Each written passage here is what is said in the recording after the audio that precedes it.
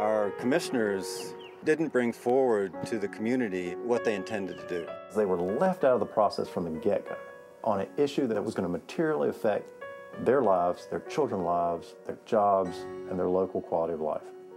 And we just thought that was wrong.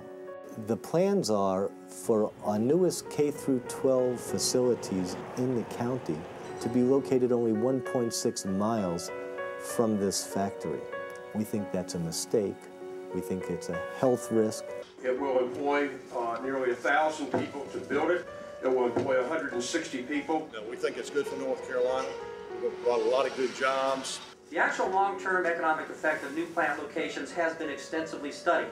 The original analysis for Titan Cement overestimates the positive employment impact by as much as 15 times. What we want, what we have been left out of, is a fair and equitable shake and involvement on what kind of industries, what kind of impacts come to our community. If we have to protect ourselves from the protectors, if we have to protect ourselves from the public servants, then what does that mean?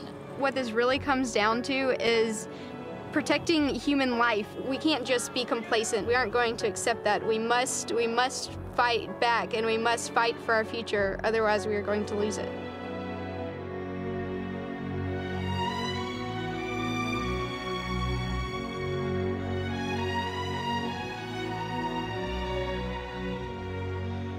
We already have enough pollution. I love my world, and I don't want it to be, and I don't want it to be destroyed.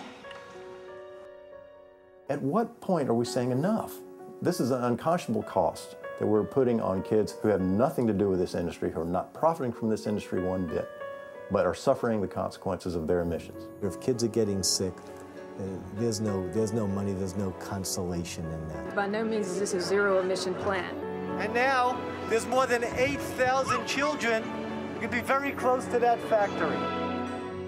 Sometimes we reach a point where we just have to agree to disagree.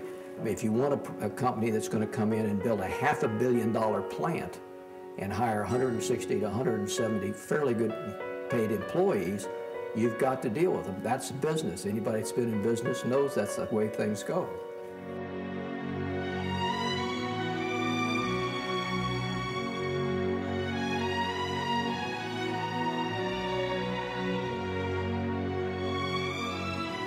We see the citizens of Wilmington, the children, the mothers, the grandparents, we see them having to deal with particulate matter. We see hexavalent chromium in our water. Potential destruction of thousands of acres of pristine wetlands. Why are they not talking about building wind turbines off our coast? It's going to run 24/7.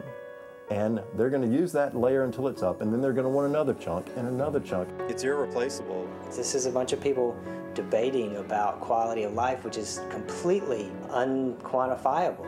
People, once they learn about this industry, they realize that this is not the future they want.